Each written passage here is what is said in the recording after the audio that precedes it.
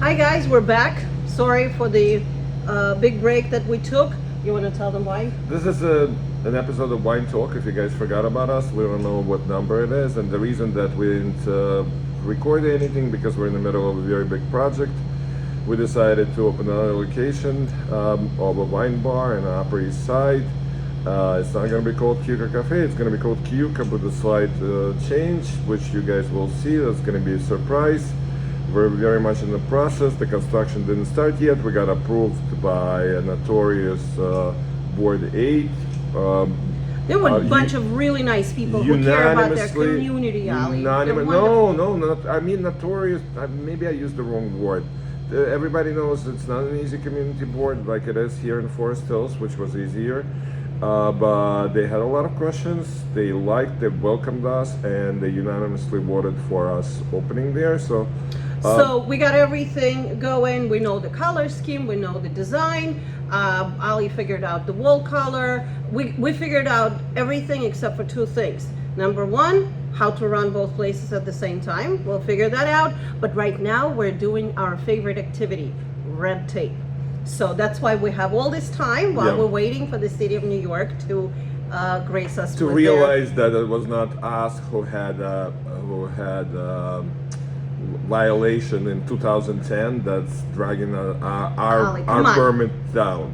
For you, it's red tape. For them, it's evidence of work. So take your time, guys. You get paid. Okay. Yep. So moving on. So we're talking about South America today. Wine of South America. We have a South American wine dinner tonight.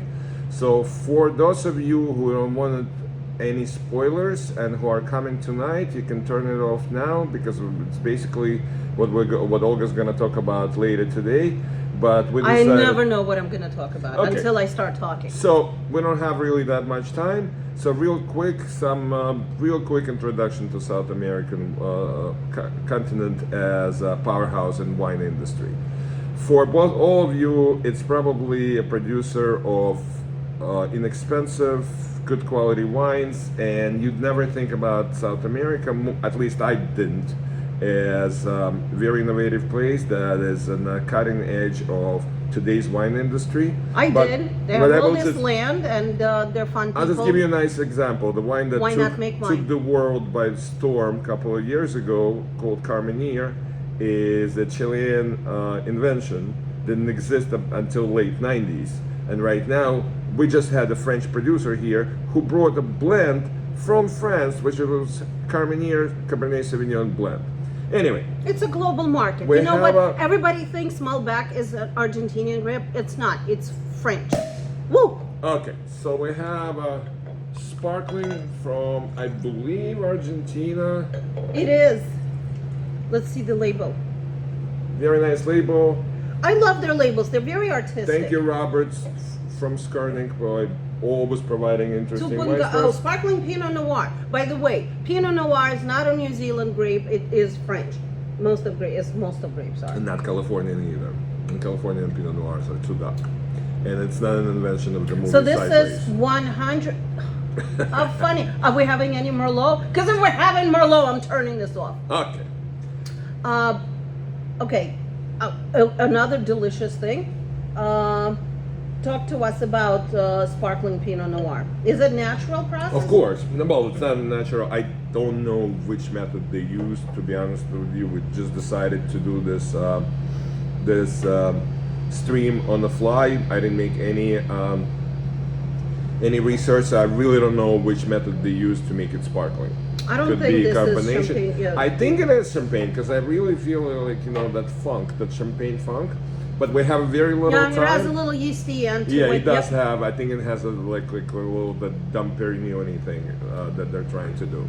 Perignani, Ali. Perignani. And now, by the way, if you see this in a store, grab a bottle, serve it with some goat cheese and fresh fruit. Your guests will love it. I love hosting, so go to Union Square right now. Union Square is the orgy of the most incredible stuff. Get a goat cheese, get some fresh fruit there. Did you just use orgy and goat cheese in a sentence? Yes, I did. Okay, we only had a sip of sparkling and we're ready. Yep. Yeah. So the next one is also the wine that is not. I think it's a Spanish grape. Torrontes again didn't make a lot of research. We but have a that's- Torrontes. We always have a Torrontes here in the summer because it's a very popular I'll bone tell you a dry secret. option. It's my favorite white wine in the world because it has this incredible nose that you cannot mistake it for any other wine.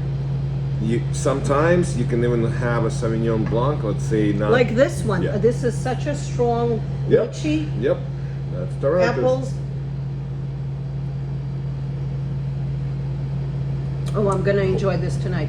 Whoever produces and lychee and apples, I really don't see anything like a whiff of jasmine. Yeah, but Anyway, not enough for me not to Once like it. again, guys, seriously, we don't buy wine in the store, so whenever we try to suggest for you what to buy in stores, we really don't know much because we order wine directly from the distributors. But one thing I can tell you, if you need a bottle of nice fresh white wine to bring to a party or to enjoy it by yourself or with the family at night, go for Torrontes. Any Torrontes will do. And this Argentinian Torrontes, Ellie, you can like. I'm gonna give this to you. Because on my the hands, side, yeah. 'cause, like, My this hands giant are like a zip code. We're gonna moving need a on, bigger boat here.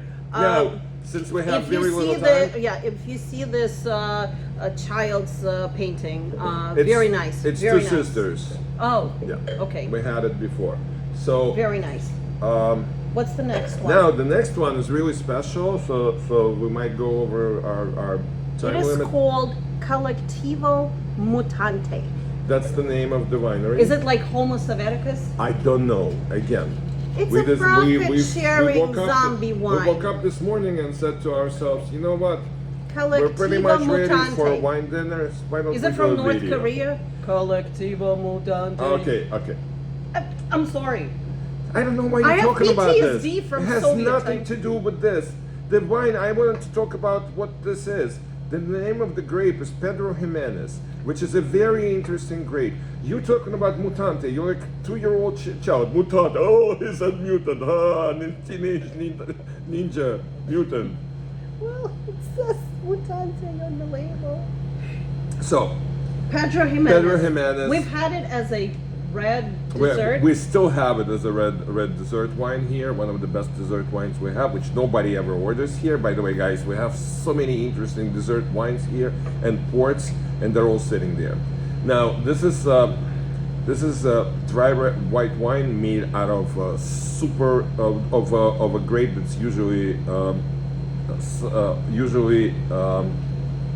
harvested very late to be super sweet to become a dessert wine. I like what they did. It's very unusual.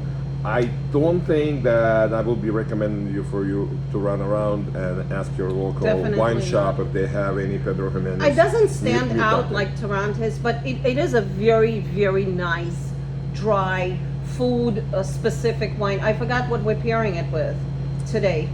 With tomato relleno. Tomato Relleno, Relleno. and it's going to be a great And pairing. tomato relleno and a tiny little surprise, of course. I'm not just doing tomato relleno. I don't even know what that is. I know I bought it. Yep. This is fantastic. Very good. This is a wine dinner wine. This is not like, party sipping wine. Okay. Now- Very serious stuff. Real quick. Now there's a light red from Chile called Pais. Look how which light. reminds me very much of one of my favorite wines in the world, the Beaujolais Nouveau. That's my favorite. It's light. It's very easy drinking. I would suggest drinking it almost out of a refrigerator unless you have a wine fridge and have like a wine fridge temperature. No, Wally, this is more serious than Beaujolais Nouveau. It's a very good wine. And- Surprisingly, oh my God. yeah, surprisingly dense. For this light of a color, you would expect something more on the fruity side. This has smoke, right? This has your favorite earthy. I don't think it has the funk. barnyard. Yeah. No. No, you just like horse. There is definitely smoke. droppings. No, I like I like something that's called barnyard. It's a little bit of leather. Like Leather. This is a man For wine. something this Yeah. light, and definitely would suggest drinking it on a little colder side like this. So now, the next wine, I need to stop and say something about the country that it's coming from. By the way, we already told you this was Chile. Chile and Argentina before. Chilean Pais, is that the name of the grape? Pais? Yes. Okay. Now, I learned so much. there is a connection. If you guys know what's happening right now, there is two major soccer tournaments happening: the Euro Cup and Copa America, and that's all going to culminate with the World Cup in 2 years. And one thing that a lot of people don't realize, that there is a tiny, not very tiny, but there is a country. Pretty big. There is a country in South America that has two interesting distinctions. It was the first country to win a World Cup, and it's a first country to produce a very serious wine that was imported to Europe. It's called Uruguay. Now, in both senses, they're no longer the powerhouses they used to be, although Uruguay did manage to win one more in 1950. And right now, Uruguayan wine is not very easy to find. We had to actually jump through the hoops. Show the label. It Yeah, looks like it's a beautiful label. I'll show it to you in 1 second. Botticelli, like The name of the 2.0. grape. The name of the grape is Tanat, which is typical South American grape. Again, didn't do research. I know that I like it. Usually, I didn't try this one yet. I'm trying for the first time. Usually, Tanat has a lot of salinity. So let's see. We're serving it with steak. This has a lot of acidity and salinity on the nose. Definitely has salinity. It's a typical Tanat. It's a very good wine. This is a perfect. It breaks down the meat perfectly. So we're serving today. Which steak are we doing? Oh, we're doing the platter. We're doing the picanha steak, which is a top sirloin. We're doing Argentinian chorizo sausage. We're doing hard skewers, anticuchos. Yeah. You don't have, by the way, if you're coming tonight, you don't have to eat it. I'll preface it by saying, You know what I've realized for a long time? That we have such a great core of our customers, of regulars, that eat absolutely everything. We only have sometimes people who come here once in a while, asking for something special. I don't need this, I don't need that. But the majority of our regulars, and that's a big core because we have usually like 30 people capacity, but I would say it's about 60, because not everybody comes in every time. About 60, 70 people that come. Yeah, to people like are pretty open-minded. 1 out of 3, But we and are everybody serving, eats everything. right? We are serving a tiny piece of heart today, so you can try if you've never done that. And this is a phenomenal red meat wine. Not my favorite Phenomenal. out of 5. I'm not a big. And I'm usually the white I'm person. a light. If you guys pay attention to these things, I'm a light red person. Anyway, it was very This is nice lovely. seeing you guys again. It was so much fun to be back. Yes. We gotta do this soon. And with our projects, we will try to do this again. But then again, it's summer, and one of us doesn't have one of their millions of jobs until September, and available in the morning. So we'll do it more often. Thank you guys. Cheers. Wine Talk. Wine talk.